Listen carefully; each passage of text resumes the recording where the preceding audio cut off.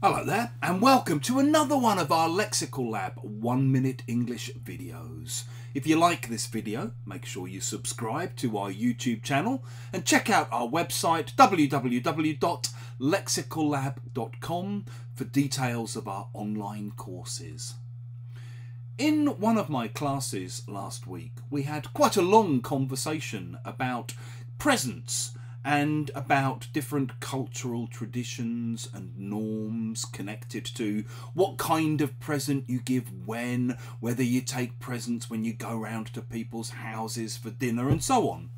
And my students were talking about various presents they'd been given over the years, about presents from family members and about presents from students. And one of my students said that basically she didn't see the point of presents that you couldn't eat or drink. Now, having been given loads of very lovely presents that I didn't really need very much or hang on to after the event by students over the years, this struck a real chord with me. And I responded by saying, a woman after my own heart.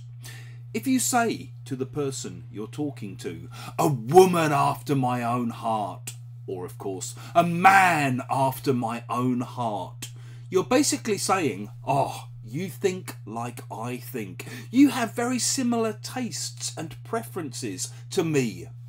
For example, you might be talking about music, and the person you're talking to might mention the fact that they really hate with a passion the music of Coldplay. You might respond, me too, you're a man after my own heart. In the same way, you might be chatting about films and TV, and someone might tell you how much they loved the Netflix series Sex Education. A woman after my own heart, you could respond. I binge watched the whole 4 series over about 3 days last January. If you've enjoyed this video, make sure you click the like button. Please share it with your students, your friends, your colleagues, and in the comment section below. We'd love to see examples of how you might use a man or a woman after my own heart.